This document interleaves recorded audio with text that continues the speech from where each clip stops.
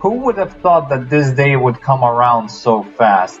The Sword Art Online anime has officially turned 10 this year, and on this exact day this year, the SAO game has officially started in the anime. So I imagine that this day is going to be swarming with all sorts of SAO videos, and yours truly is here to contribute to this momentous occasion. Today I will be keeping a promise I made in the top 10 anime movies video and tell you my 10 reasons why SAO Ordinal Scale, which turned 5 this year, is my favorite movie of all time, which will not be considered a standard top 10 list since all of these points are not ranked. So without further ado, let's dive right into it.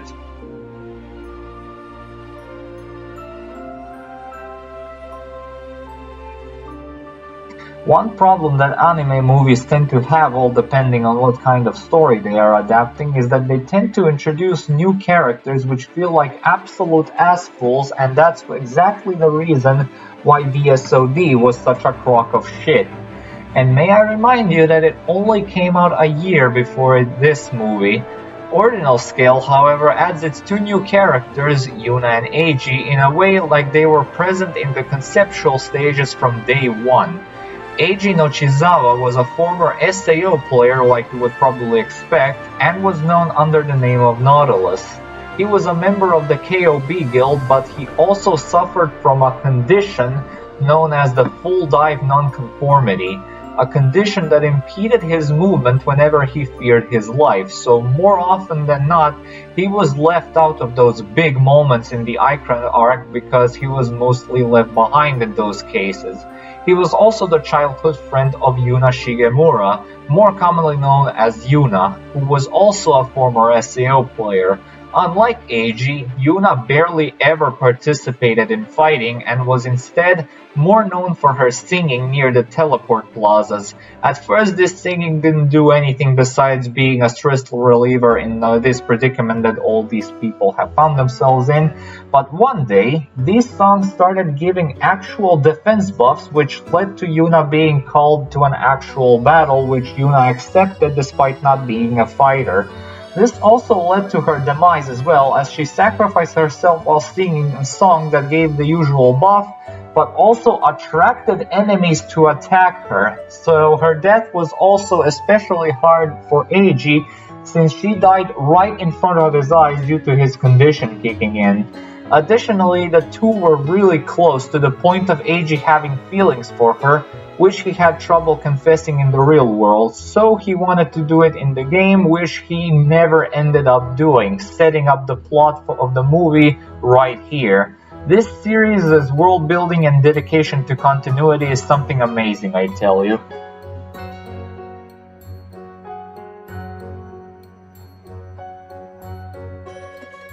Part of what makes new characters memorable are the voices they are given, and what makes Yuna and Eiji really memorable is the fact that their voice actors debuted with their roles. Eiji was voiced by Yoshio Inoue, who did an excellent job portraying the character both here and in his later appearance in Season 4. His only other voice role was a character in the second Boku no Hero Academia movie, and Yuna was voiced by the singer Sayaka Kanda, who had a bit more voice acting roles after this movie, and also did an excellent job bringing Yuna to life with her incredibly fun and catchy songs and adorable personality. Which leads us to the next point on this list.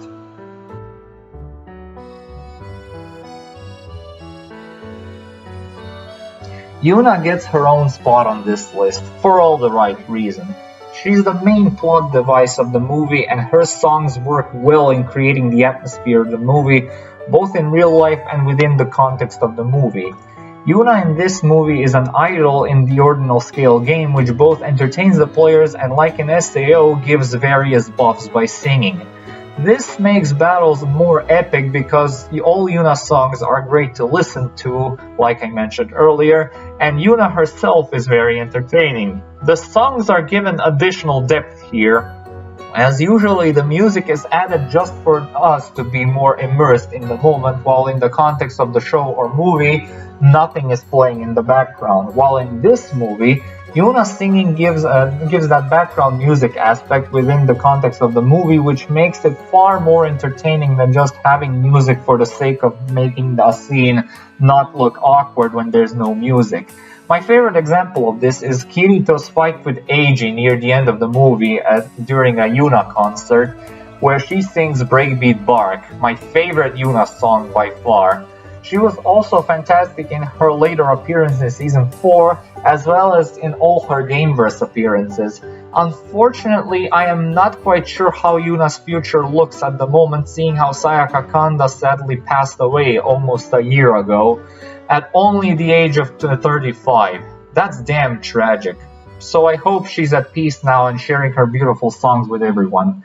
Alright, so we've talked about the new characters enough, it's time we give the veterans some attention.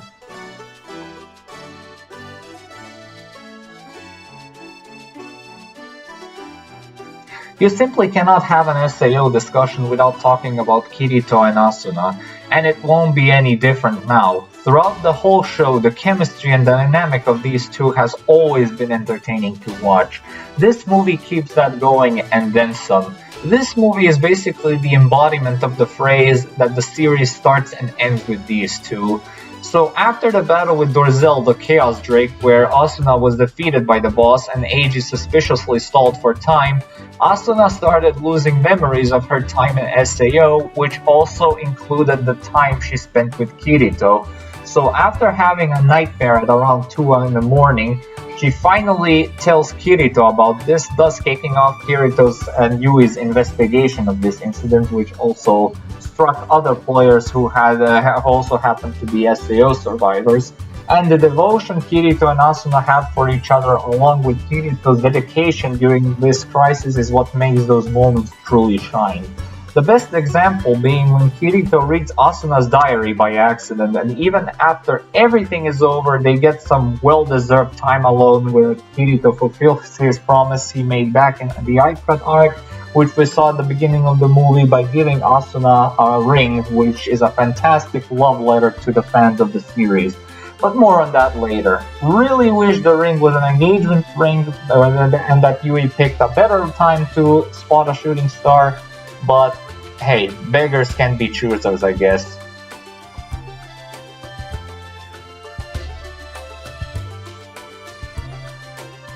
With both pairs of lovebirds out of the way, it's time we talk about the other important characters present in the movie who all got a great amount of attention and screen time. Well, actually, there is one exception to this, and that's Kirito's sister Suguha, aka Lifa. She had a few scenes within Alfheim, and in the real world leaves to go to a kendo camp, being absent for the whole movie from that point up, until returning at the start of the final battle, where she participates in her first and only battle in the movie. I'll explain why in just a bit. Other character screen times are fantastic, and it really feels like it's a celebration of the whole series up until now. The core SAO cast of Lisbeth, Silica, Klein, and Egil were given very fun and prominent roles, the former two especially. Silica keeps up being one of the most comedic, adorable, and entertaining characters in the series, the highlight being her embarrassment of singing a Yuna song and fangirling over it. Lisbeth continues being her usual bright and sassy self, and her sweet tooth is still as apparent as ever. And it's also interesting to see her as a pure fighter, since this is the only game minus the underworld where she isn't a blacksmith. Klein gets some very interesting times in the spotlight, and even gets the rare chance to fight with Eiji one-on-one, and holds up pretty good despite Eiji's enhancement, which ultimately get the better of him. Egil, just like Lisbeth, has more of an active fighter's role in this movie due to his main form of business being absent from the game. Lastly, we have Shinon, who puts her GGO skills to work to display some serious firepower against the bosses, and she's basically Kirito's main partner along with Yui in solving the memory snatching crisis. On top of the core cast, there's a whole spectrum of other side characters which we've seen up until now, until this point, who especially get to shine in the final battle.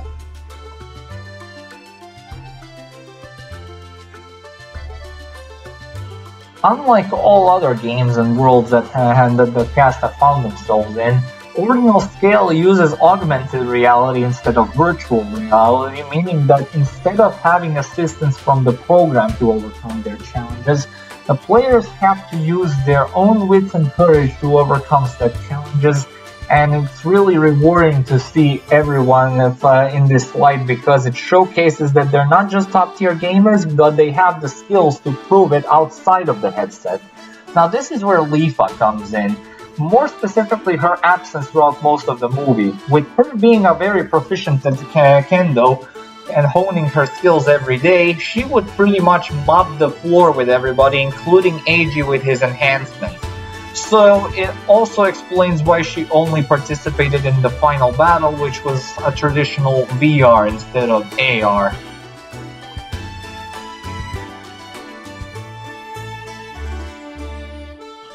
A goal every anime movie should strive for is to make the movie in question a perfect representation of what an anime is about, and making the stakes as well as the presentation and atmosphere more grand so that it actually feels like a movie rather than being an extra long episode of the show. This movie masterfully pulls that off with spades. Like the series has done up until now, this movie is not so much about Kirito, who's technically labeled as the protagonist of the series, but rather everyone else besides him. Think of him like Link from the Zelda series, an observer to the story who is doing everything in his power to help others that he cares about and witness their stories, as is the case here with Asuna and her memory loss. The whole Yuna revival project, where we get the backstory of her and Eiji and all other examples of world building which are also expertly leads us to the plots of seasons 3 and 4. And also, like the series had done before, we also get those valuable and precious moments which come with the potential to carry the whole show. And the last statement perfectly leads us to our next point of discussion.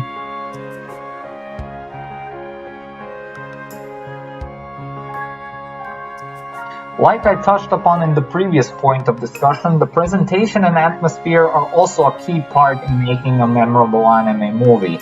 With that being said, holy sweet mother of Messiah Picaro, this movie looks gorgeous. The animation and art style are such a huge step up from the first 2 seasons and lots of other stuff that was out during the time. The huge barrage of colors and the fluidity of the animation, it's such a visual marvel to experience. The sound design is also top-notch, and it makes attacks and visual effects pack even more of a punch. But it doesn't end there. All of the above would later be used in some capacity in seasons 3 and 4, and possibly future upcoming seasons as well. Which means that this movie also raised standards not just within the series, but outside it as well. Topping off this visual and auditory delight is of course the OST. After being absent from the opening and ending scene of SAO for a bit, Lisa returns as the performer for the main theme of the movie Capture the Moment. Such an appropriate name for a song that it truly is Aces. I've already talked about how great the Yuna songs are, and all other instrumental songs are arranged masterfully. However, some Yuna songs I will give a special mention in the next point of discussion.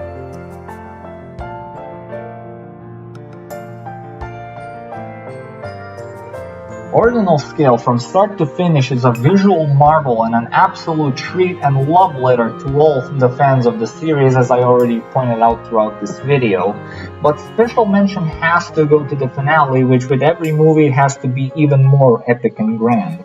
The final battle is against what was supposed to be the original 100th floor boss of Aincrad, an incarnation of the Radius, whose name shortens to be Aincrad. Very clever name there, I like it. What makes this battle truly a spectacle is that the fight starts with only Kirito, Lisbeth, Silica, Shinon, and Egil, and even Asuna arrives shortly.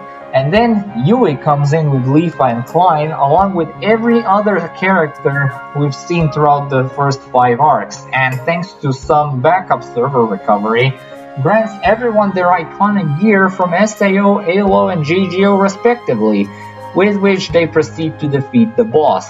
This now even extends to the final scene with Kirito and Asuna during the meteor shower, and of course, the Asuna bath scene, which is also highly appreciated. But wait, there's more!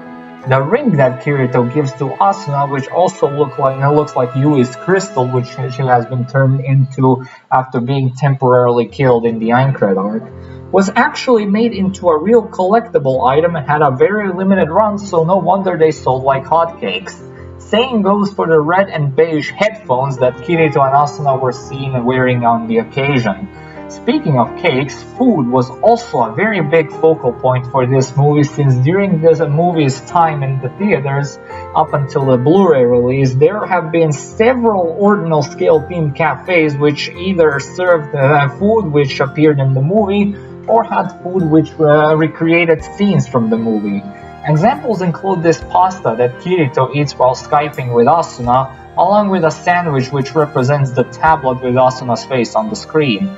Then this burger made to represent Yuna's mascot, and last but not least this ice cream representing Yui pumping out of Leafa's cleavage during the final battle. Unfortunately, I never got to try any of these delicacies, but I can say for sure that this makes Ordinal Scale one hell of a passion project.